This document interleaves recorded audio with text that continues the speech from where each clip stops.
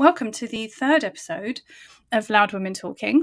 This is a podcast series where I talk to women who have something really interesting to say, a great story, a great background or experience, and just women that I think other women who are just starting their business out or are looking for a bit of inspiration can learn from. And also, I think, see how women are building businesses without all of the kind of the icky sales marketing bro stuff, which I think a lot of women don't really want to do in their business. So I really want to sort of showcase that. And you are a perfect example, Vicki. You are my third guest of someone who is just out there doing their thing and absolutely killing it. So I'm going to let you do a little intro because... Oh, hi, Amy. I'm going to let you do a little intro just because some of my community might not know who you are. They don't know how that could possibly be. Oh, I don't know about that. Okay, well, I'm Vicki Handley. I'm LinkedIn's favourite, self-titled, LinkedIn's favourite green-haired copywriter. I work with business owners, usually service-based business owners, and I help them to think, write and sell their way to higher revenue and business growth. And I do that in a variety of different ways, whether that's writing for them or showing them how to write for themselves with my program, Think, Write, Sell. So yeah, I'm also head of client success and content to clients as well, but that's a story for another day. Yeah, I saw that pop up on my feed and I was like, could not have thought of a better choice to do that role. Thank you. So how long have you've been in business for quite a while now, haven't you? Yeah, it's just coming up to 4 years. I started in 2020 after just coming back from, I'd gone back to work in an employed role from maternity leave just as the first lockdown happened. The role was very different and I very quickly realised I didn't want to do it anymore. And then it being COVID, I was like, crap, what do I do now? I've got a 1-year-old. Let's start a business. And that's kind of what happened, really. So yeah, it was an interesting time, an interesting decision. But yeah, I've never looked back. So yeah, it's great. Brilliant. I think you and I probably connected about 2 years ago. Yeah, I think so. Yeah, and I feel like we were kind of on a sort of similar trajectory at the time. I think I'm coming up 3 years now, so I'm just a little bit behind where you are. And I remember you launching Think, Write, Sell, and that just seems to have exploded. It's great. I've run it. Yeah, so I ran the first cohort beginning of this year. Absolutely loved it. Got some great results, and yeah, people have actually got customer journeys now for their business, which is amazing. And yeah, I'm hoping to run another one. No, I am running another one in September, so I'm gearing up for that launch activity now, which feels great. But I know for a lot of people, any thought of kind of launching anything, especially going all out sales mode, is quite scary. So yeah, but luckily I'm doing it anyway. Yeah, doing it anyway. I think that's it, isn't it? Do it scared. Yeah, do it scared or don't do it at all. So you've got to choose that first way, haven't you? Yeah, I saw something. I saw a little quote the other day that said, "If I wait till all my ducks in a row, I won't get across the street. Sometimes you've just got to pick up what you've got and make a run for it." And I thought that's just such a great visual for what it feels like. Yeah, when you're going into like launching programs and stuff, it can feel really scary. But when you're so sure that it's something that people want and need. Yeah, you just got to go for it. So today we are talking about repelling people, which might seem like a weird thing for business owners to want to do, is to actively put people off. But we are going to talk a little bit today about why it's important and why business owners should know who they want to repel as well as attract. And some of the maybe interesting and interesting ways that we've discovered who we didn't want to work with, and hopefully offer some advice to people who are maybe struggling or they feel like they're getting just the wrong type of clients for them, which I know can be incredibly frustrating. So tell me a little bit about how you got started with your repel journey. So is there something that sparked it off in terms of, right, I need to give this some thought now? I think it's a rite of passage for every business owner. I mean, at the start, there's that kind of initial phase where you're like, right, I just need to take all the work that comes my way because, I've got bills to pay. This is a new direction. I don't necessarily know how to run a business, so I'm kind of learning as I go. Yeah. So for a while, I did just sort of take all the work, any work, doing this, that, and the other. I actually started out as a VA as well. I was a copywriter. I've always been a copywriter. I did that in a previous role, but yeah, VA seemed easier and less scary of me as a step to put myself out there. So one of the first things that I did in terms of repel strategy, and I believe every business should have one, was I niched down into creating copy for people. And I was like, I would get inquiries for people wanting general VA work, whether that was inbox management, whether that was content creation and scheduling, as kind of social media management side of things. But very quickly, I was like, this stuff is not what I want to be doing. So I had a period where I was doing I was doing both. So I was doing what I wanted to be doing. So I had one client, I was like, right, I'm going to sell this client on copywriting to see if I can do it.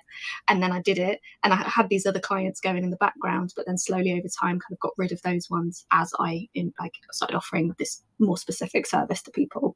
So that was the first thing that I did. I spent far too long, and this is before starting a business as well. I spent far too long trying to hide the real me from like professional me, if that makes sense. And I think this is something that probably resonates with a lot of women, especially. You kind of spend your time in the professional environment kind of surrounded by what you should be like, or what you should do, or how you should operate. And I did that when in employment, and I hid certain aspects of me, which I don't anymore, as you can see, turning up in green hair, my glasses, leopard, everything, all these great accessories and weird stuff going on behind me. But that took a lot of time and a lot of kind of confidence building over a short period, well, not that short, few months time, to kind of be comfortable with doing that. But yeah, how I started repelling people was by saying, I'm not doing this kind of work anymore.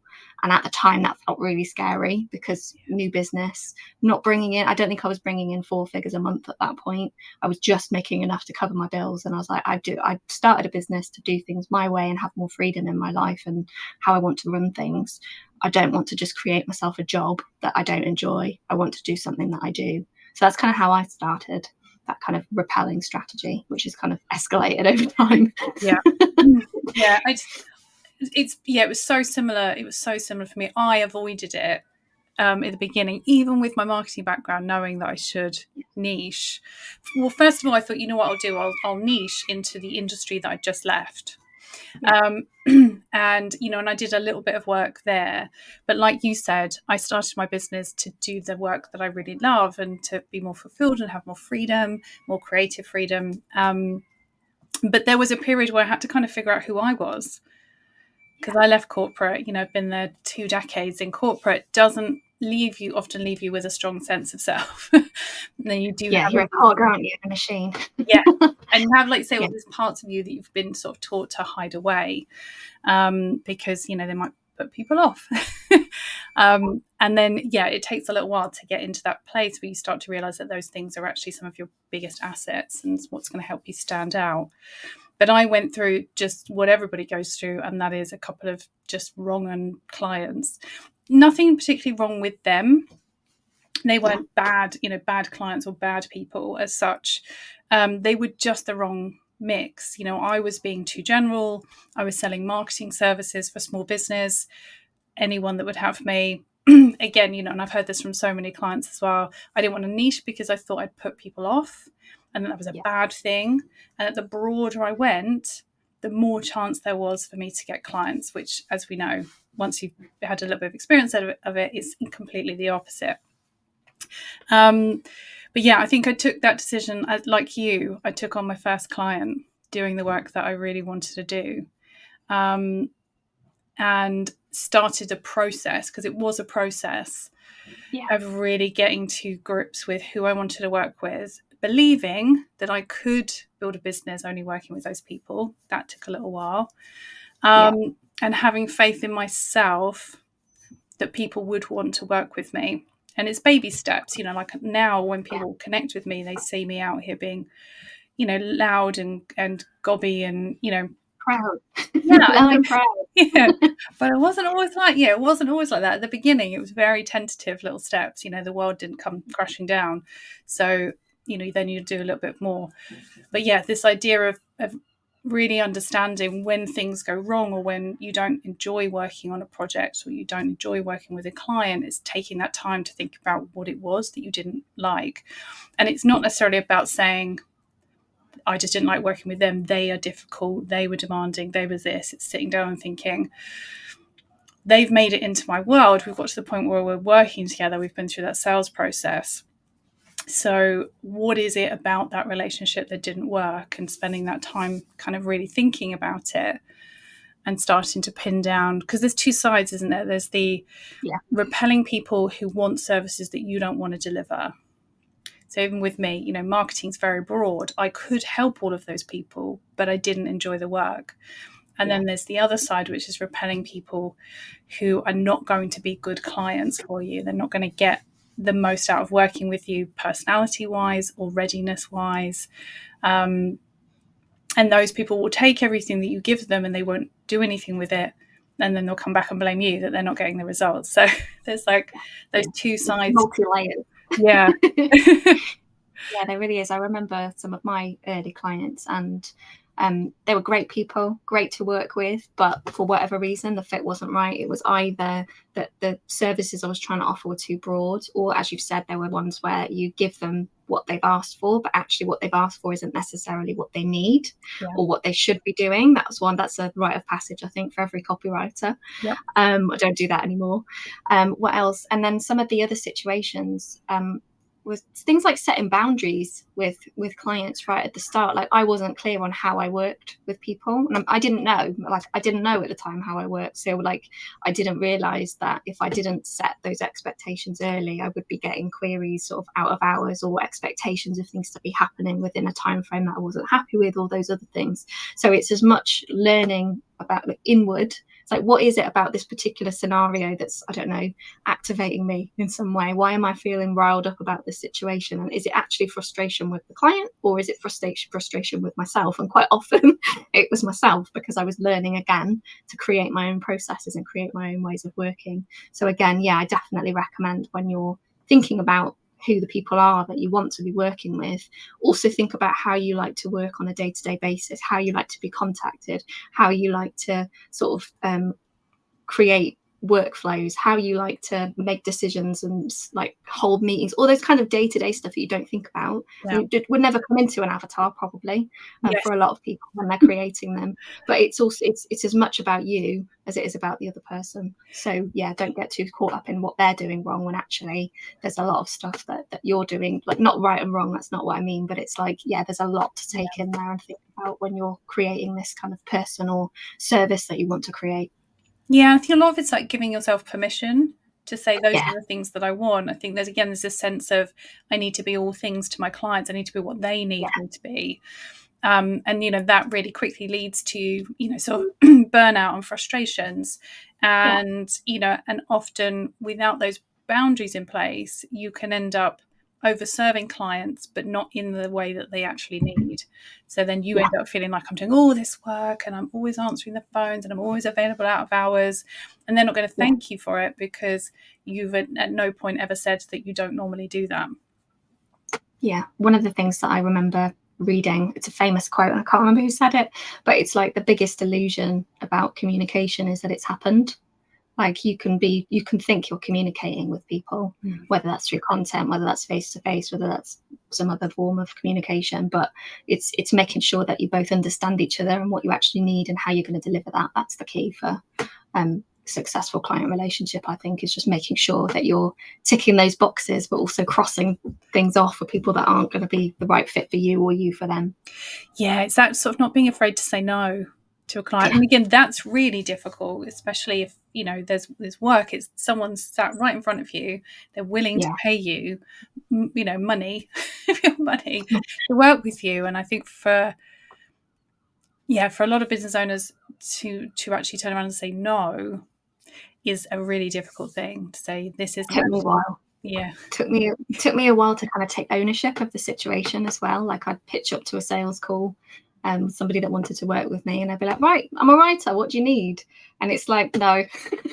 Looking back, I'm like, no, you're the expert here. You need to assess where they're at and tell them, like, and based on that and like the knowledge of their business and the knowledge of your specialism, you need to come up with a solution that's actually going to get them where they need to go, rather than just kind of taking it was just complete it's naivety, I suppose. When you're starting out, you're like, yeah, sure, I can do this, I can do that, I can do this for you, and all sorts of things. But it's missing that experience, wasn't it? And that comes with time. Like I said right at the start, all of this is a rite of passage, and you learn your own way as you go. But as you rightly said, you have to give yourself permission to do things your way and own your kind of own your own viewpoint and your way of doing things in order to get there. And that's a really difficult transition, but you can do it with baby steps. You don't have to just decide one day, like, right, I'm not taking anymore. Yeah, there's like a transition. I mean, you know, definitely not advocating then going and like sacking all of your old clients. Please don't do that. Yeah, don't do that.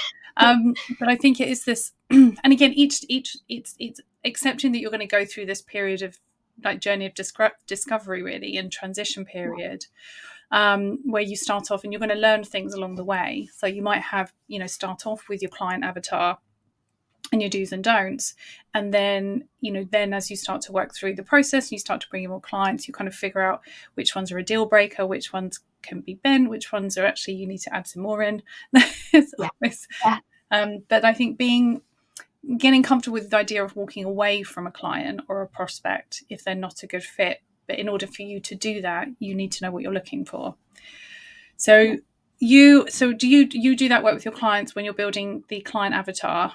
You talk to them about what they want, what they don't want, what kind of so we kind of start off with their sort of ideal client. Like if you hang out around on LinkedIn enough, you'll get to know an ideal client or a buyer persona or whatever. So we kind of start working out who that person is in terms of what the trigger point for action is likely to be. Because people I'm working with, they know the service that they're selling already.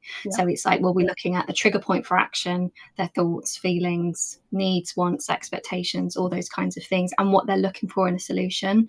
And then we flip that round as well and be like, right, what is the wrong fit here? Like who is the kind of person that you may well attract or are attracting right now who doesn't fit this criteria, and can we work out how or why we keep attracting these people? And there's all sorts of reasons for it, and it depends on the circumstances. But we spend quite a lot of time sort of thinking differently about how we're going to present the solution, how we're going to package it up nicely to appeal to the right people, but also call out those people that aren't a good fit, and hopefully qualify them out where possible. Yeah, because that's the thing, isn't it? When you're getting less people connecting with you, responding to comments, asking for calls, getting on calls with clients, you're getting less people where you're still figuring out if they're going to be the right fit or not. It just saves so much time with your sales process, but it also means you're communicating clearly to the people that are the best fit, and they're going to see that service is for them.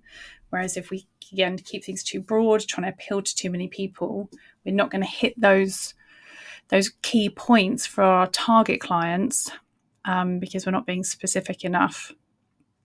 Yeah, definitely. Definitely. And then something that I see a lot, and I experienced with this myself, and you still get people coming through the cracks, right? You'll always still have the old person that kind of comes through when they're on paper, they look great, but when you actually meet with them, there is something, or they want something that's not quite how you deliver. And that's okay. It's always going to happen on some level. Yeah. But the biggest ones that I see in terms of issues is usually people have kind of made it through, like if you're following the kind of the typical kind of sales process. So they see some content, they might download a freebie or join your email list or something, and then you get into some sort of one-to-one conversation, whether that's in the DMs or in the emails, and then you get on a call.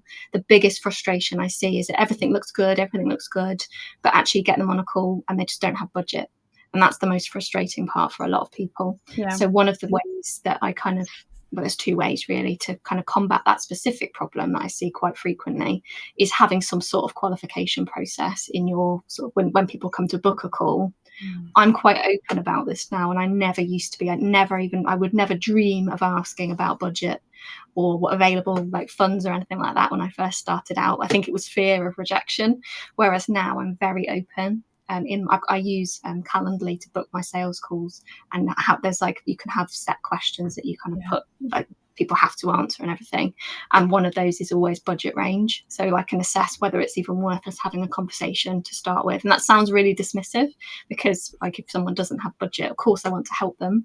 But at the end of the day, also running a business, have bills to pay, need to be able to kind of function. So I have things, lead magnets and free resources and masterclasses available for those people to get them to a certain point.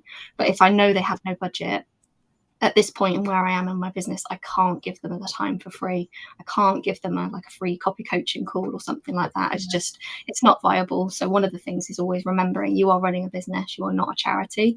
And it's we all know that deep down, but sometimes you need someone to tell you that. Yes. And then another way that we kind of work on, whether I'm writing for people or in my program, is changing the tone of your content just slightly, because I see a lot of content out there where people are trying to convince people that they need them. Yes. And it's an uphill battle when you do that. What I usually recommend, depending on the circumstances, is that you just shift it slightly to going from convincing someone they have a problem that they need to solve to just targeting instead somebody who's slightly further along. They already know there is a problem, and you are confirming that you are the right solution. And you do that by talking about kind of other things that are available on the market and why they might not be a good fit, or what makes your specific way of working special or unique, or what they need in that instant. And that's a really good way. And it's a subtle shift. It's a really, really subtle change, but it's taking things from like why you need a copywriter to why you need this copywriter, or why you need this specific service, or whatever the context is. And it's a subtle shift, but it is a powerful one.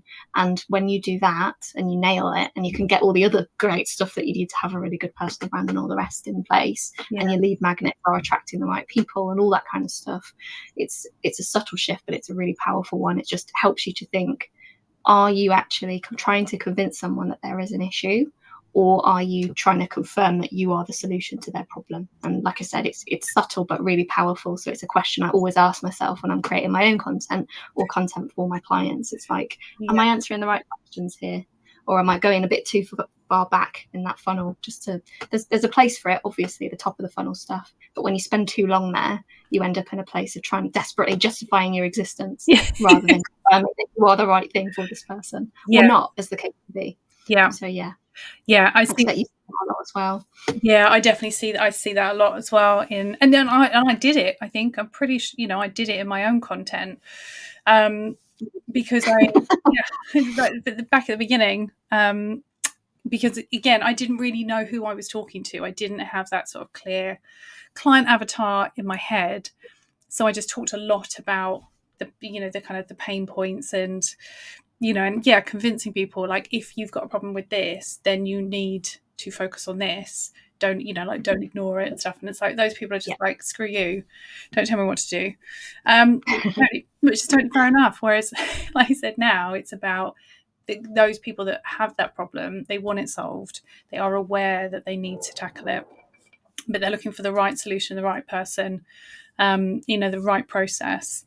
And for us, it's all about making sure that our offer delivers, something special to them that's built around us and our personality, our perspective, our ways of working, and bringing people into that alongside, not just expertise.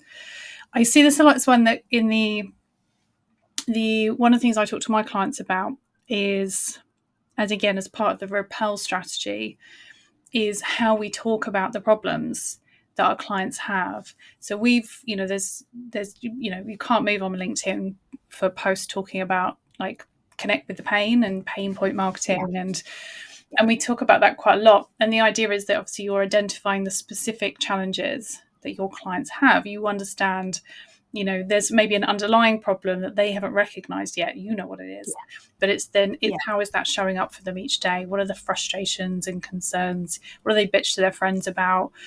When they go home, and being able to connect with them on that pain.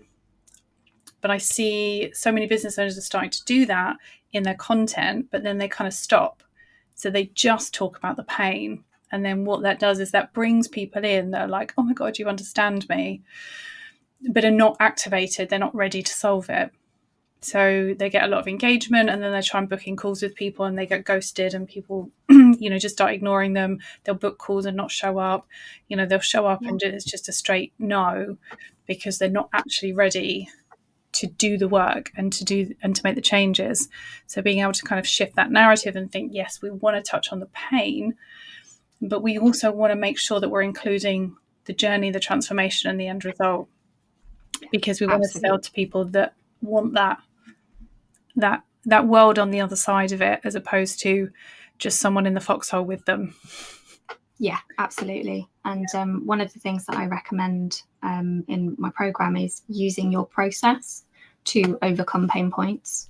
So there will always be another copywriter, there will always be another marketer, there will always be another whatever, insert role here. But hundreds of them. Yeah, millions of them. They're everywhere.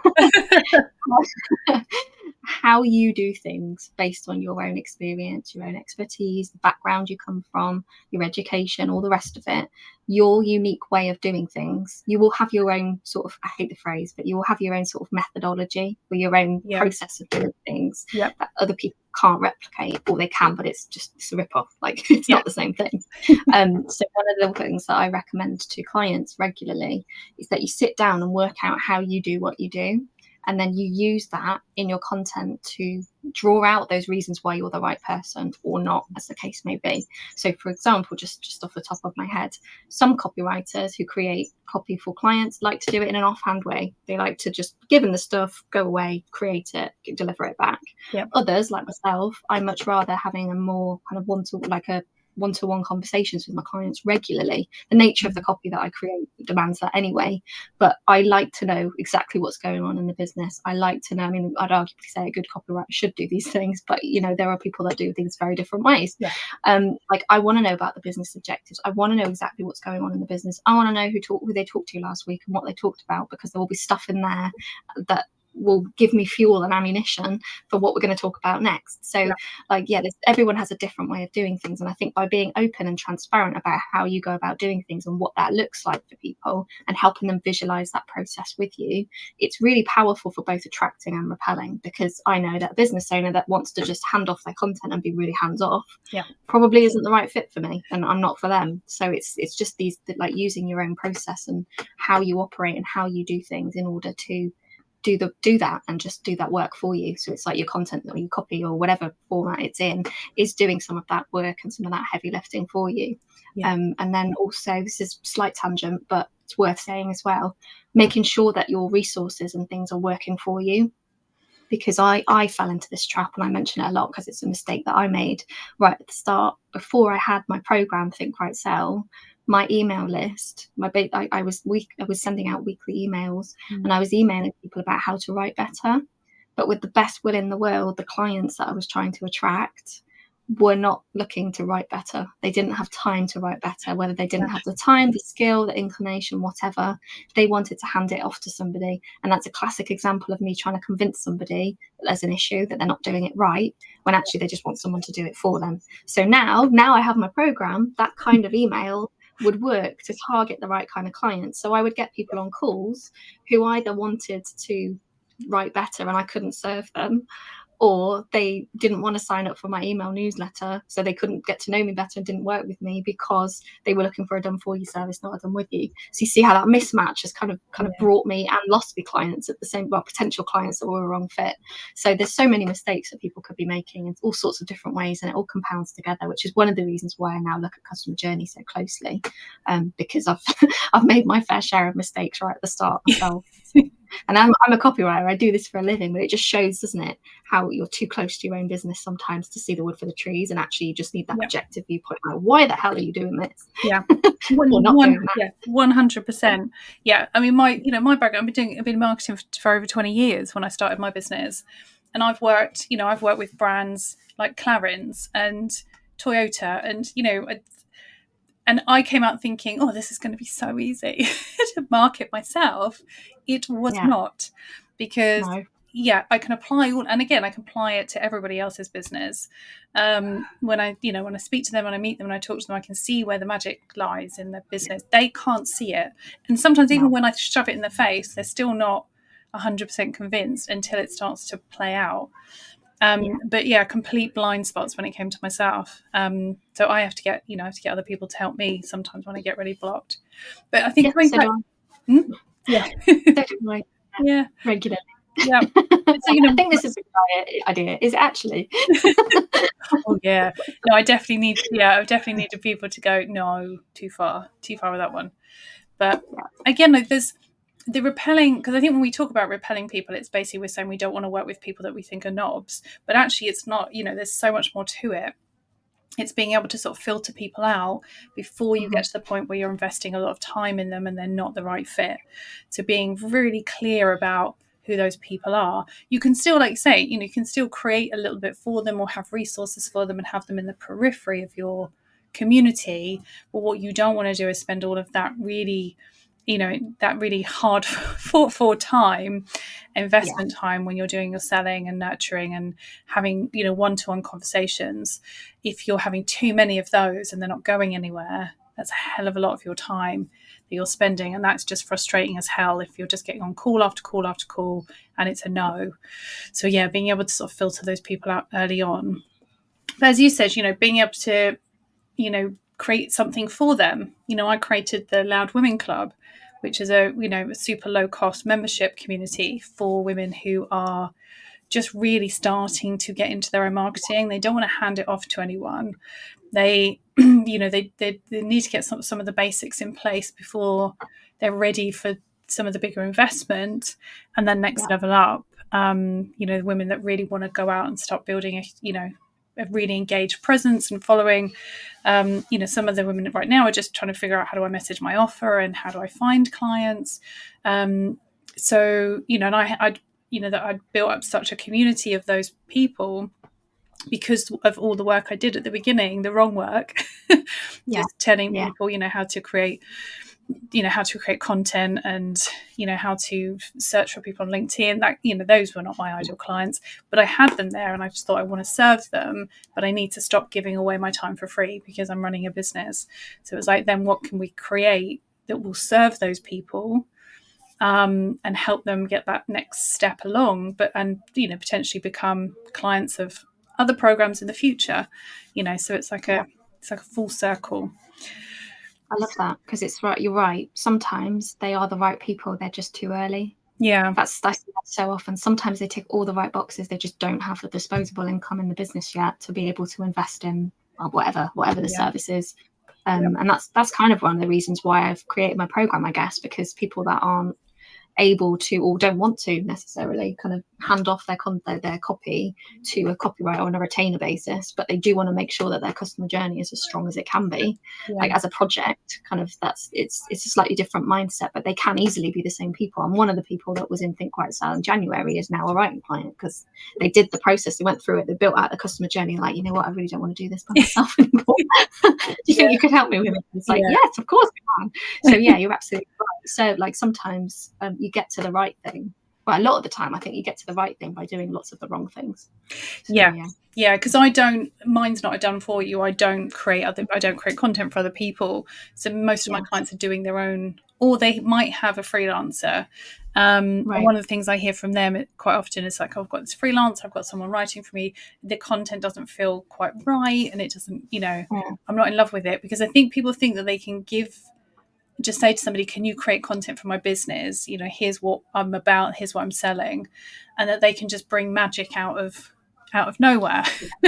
That they'll just create stuff and you're going to love everything that they do. And it's like, well, most of the time you speak to the content creator and they're like, I've been given nothing. It's literally just, I know what the business is. It's such an iterative process, isn't it? Like, you need to really understand that client and spend time with them, talking to them to understand how they speak and how they don't speak and who they like and who they don't like and how to go about selling that service. Like I don't think you can do it in isolation with nothing. More information, the better. And if you don't have that understanding, you don't have that client avatar, you don't know what your USP is, you're being too general with the services that you offer, you haven't niched down enough, you don't know what your magic is and where your zone of genius lies, it's going to be difficult to just bring in somebody who's a very qualified and accomplished and talented writer and expect them to create content that you're going to love, because it's one of those, I don't know what I don't know what I want, but I'll know when I see it, is the very worst thing for copywriters. Yeah, it is. It is, yeah. Can you zhuzh it up a bit? Can you make it pop? I don't know what that means. Yeah.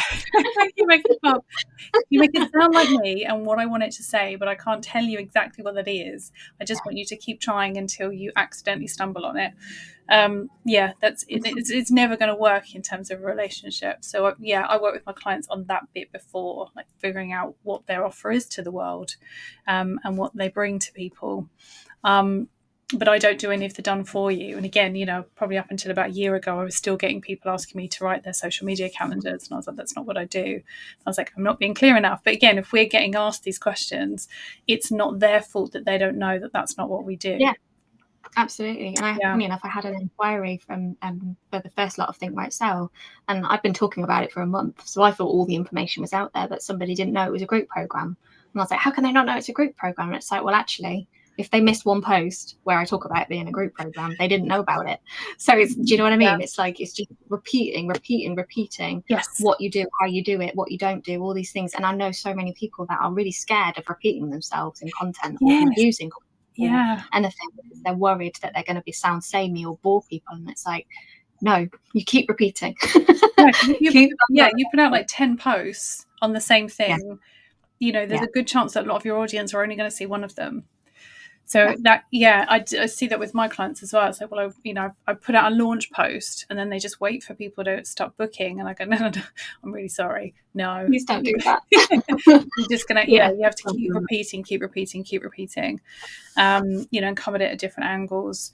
But in terms of that, being so clear about where people need to be, what services they actually need, and being able to communicate that early on to them, like you said, it's like diagnosing their problem and giving them that diagnosis and saying this is the solution for it. If they don't want it, that's fine.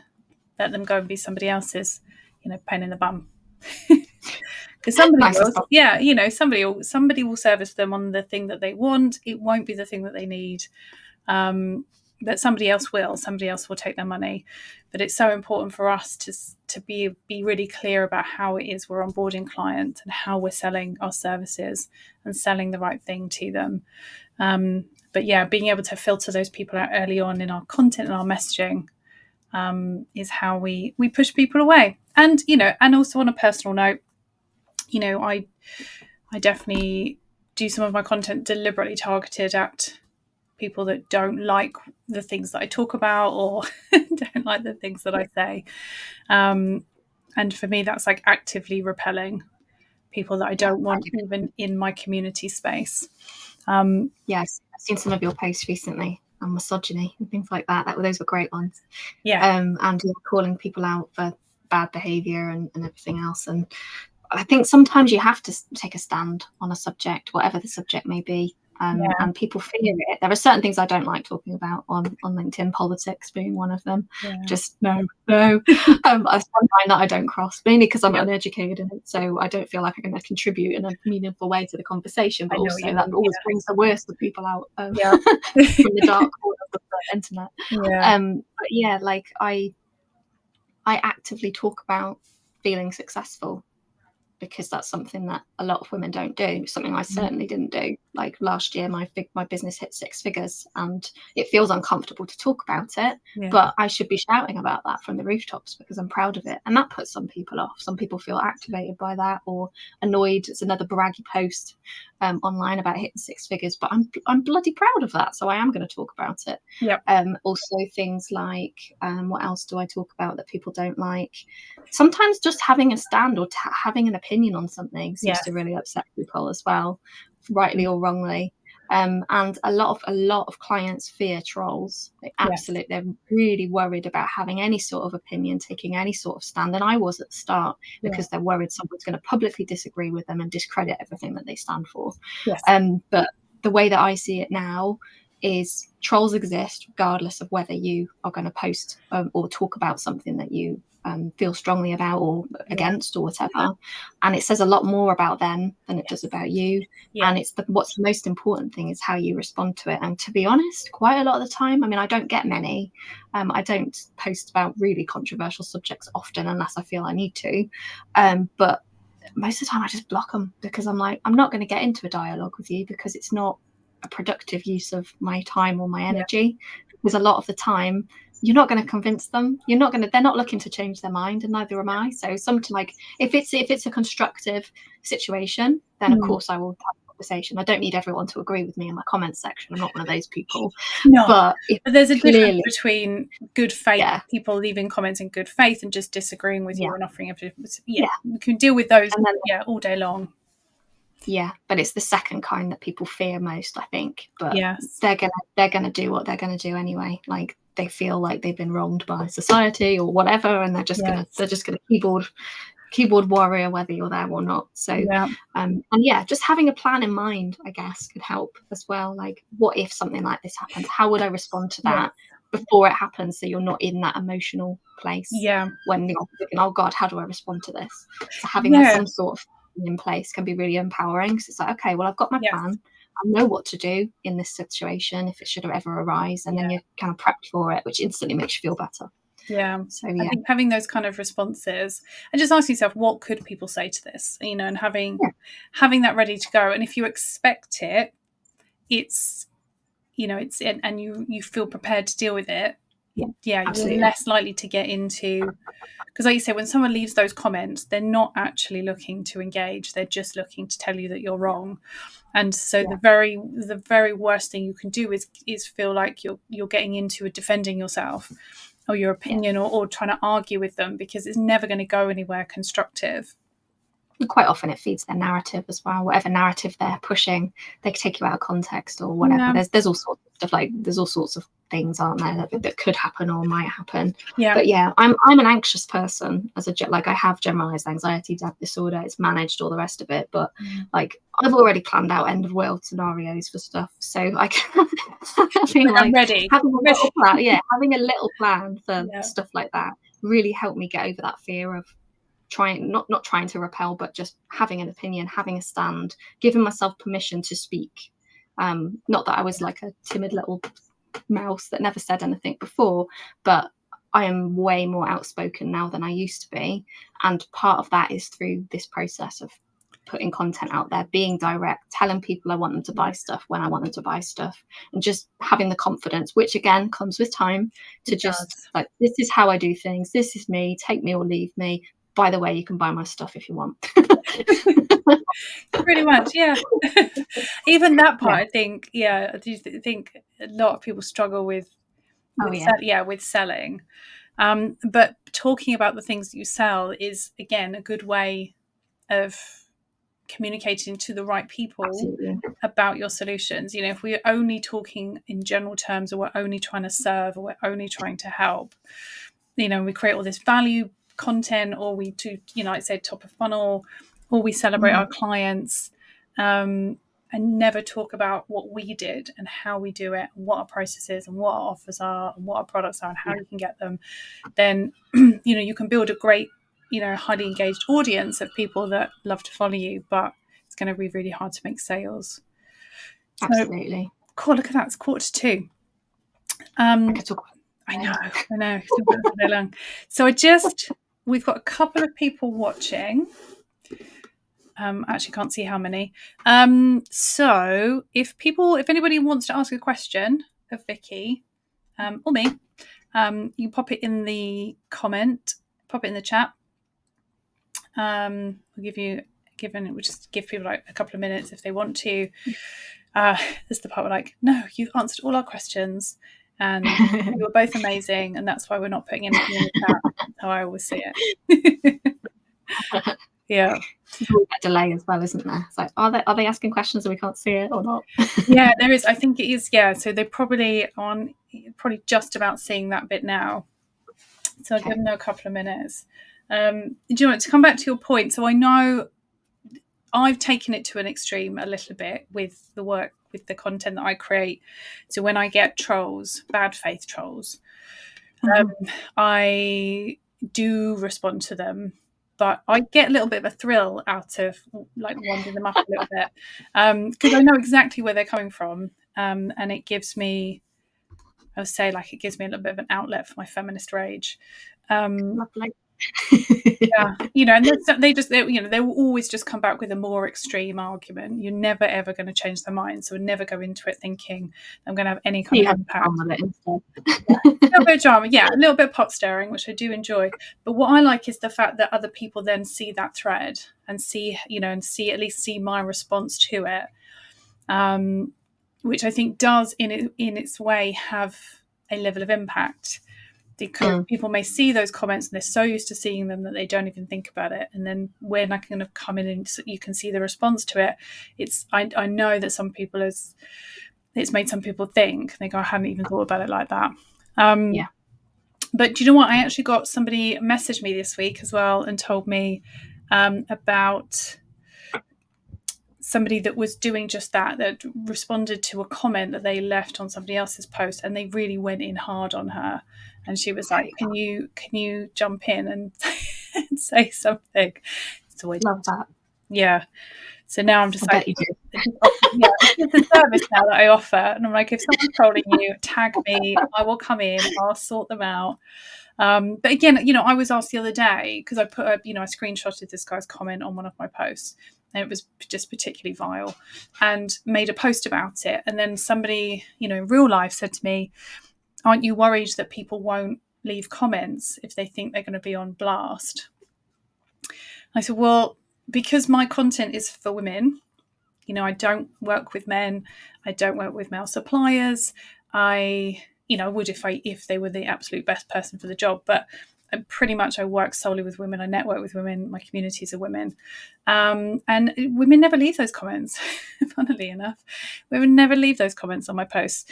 So I think, well, if actually, again, part of my repel strategy is if it's going to make somebody think twice before they leave a crappy comment on my posts, which are for women and designed to create spaces for women to come together and share experiences, that's a good thing. So no, I'm not worried about people not wanting to leave a sexist remark on my post in case I put them on blast. Sometimes they don't check. Behavior. Like, I mean, if they're willing to do it on a professional network with their employer written onto their name, it's just so odd. I wouldn't do this on Twitter or somewhere like that. The hatred of LinkedIn it's there's comments, you do get some stuff, but it's nowhere near as vile as you get on other platforms. So I wouldn't be this brave somewhere else, I don't think. Okay, so I think we've got a lovely comment from Amy. Oh, thank you. She was here at the start. She was, she stayed for the whole thing. That's commitment, Amy. We see you. So you've answered all the questions, nothing to ask. So I'm glad to hear you saying the importance of why we should only take on clients who are the right fit for us, and we don't have to just take on anyone. You can see that being a risk for startups like myself. It is, Amy. It is. It's so common. I have conversations with clients all the time about niching. I was like, who's your niche? Who are you trying to serve? And they're like, everyone. They're a marketer or a content writer or a coach. They go, well, I can help everyone. And I said, no, you can't. But what it boils down to is people are worried. They think that they can only niche once they've already established themselves as a business. And that's just not true. If you niche right from the gate, you're going to, all of that work that you do to build your business in those first sort of 6 to 12 months will all be in the niche that you want to work in. And it's just not true that if you go general, you'll attract more people, because you won't. If you're scared of starting as well, you can always niche your outreach to start with. If you don't want to go public and be like, I only work with, I don't know, sailors, where that came from. Yeah. But you could do your outreach to sailors, or I don't know where that came from, but and just kind of build yourself up that way. Again, it's about giving yourself permission. I want to work with this target group or not, as the case may be. So I'm going to actively go at them or not. Absolutely. And we've all been there. We've all done it. Every single business owner I know has been in that situation where they've tried to cater to everyone, or too scared to niche in case it loses them opportunities, when actually, I pretty much niche by service now. I work with service-based businesses. That is my niche. Like, it doesn't matter. Like, I work with all sorts of different people. But yeah, it's you don't have to niche by area. You can niche by service you provide. You can niche by, there's so many options. Yeah. But yeah, I think a lot of people with niching, it's quite scary because they feel like that's the only person they will ever be able to work with again. And it's like, you set the rules. You set the rules for your personal brand, for your business, for all this stuff. So if you like, I work on the basis of 3 month, like 90-day decisions. And it's like, niche for 90 days, see what the like response is. If it feels good or not, or there's work to do, whatever, then pivot and then go another night. It doesn't have to be forever. That's what I'm getting at, really. And people don't remember. Again, it's a sense that if I put something out there and it doesn't immediately succeed, I'm going to look like a failure. And it's like, well, you're not, because if it doesn't succeed, it's because nobody took any notice, and they have forgotten all about it. They've forgotten that they even ever saw it. So don't be afraid to sort of test things out, and whether that's kind of, optimizing your profile for a particular service or audience group. If you were to overhaul it next month, the chances are, if you weren't getting much engagement on that, people aren't really going to notice too much. If you've got those diehard fans that come in and support everything that you create, they might notice. But they'll support you regardless, because they support you all. Exactly. Yeah. So don't be afraid. Like you say, it's not always forever. It's for right now. And give yourself the best possible chance of finding clients to work with and getting to that sustainable income if you focus in on the people that you can serve at the very best with what you're doing, and try and push away everyone else until later on, until you've got a new service, or you want to expand, or you want to grow. Because we're all going to grow. We get better at this, so our client avatars are going to change, our services are going to evolve. We don't have to do the same thing forever. Yeah, absolutely. Mine constantly changes, not changes, but shifts and moves. And there are new parameters that I add in based on working with more clients and delivering in a certain way. I'm like, oh, what if I did this instead? And then you kind of pivot and change around. And it's a constant, it's never done. It's a constantly evolving thing. And the more you evolve, the better results you get for your clients and for you. Yeah, 100%. Right. On that note, Amy says, pivot. Yes. Yes, every time I hear that word. Yeah. You can't not now. I think it's just so ingrained in our subconscious. Yeah. All right, brilliant. Well, Vicki, you have been an absolute joy and delight. Thanks so much for joining me today. I know we've been on about doing it for ages. So I know. It's good to finally get it done. We have been talking about doing it for ages, haven't we? And then we just decided last week that we were going to do it today. So which always happens. Months and months and months and months. We were like, let's do it next Monday. Yeah. Brilliant. Is there anything else that you wanted to talk about? Where can people find you? If they want to get in touch with you. Yeah, I'm on LinkedIn mostly. That's my main channel, Vicki Handley, and the one with green hair. And I'm actually running a challenge in August for people. I'm doing things like a copywriter, which is my low cost course, like a mini course. I'm running it as a challenge in August. So if anyone's interested, head over to my profile and there's more information there.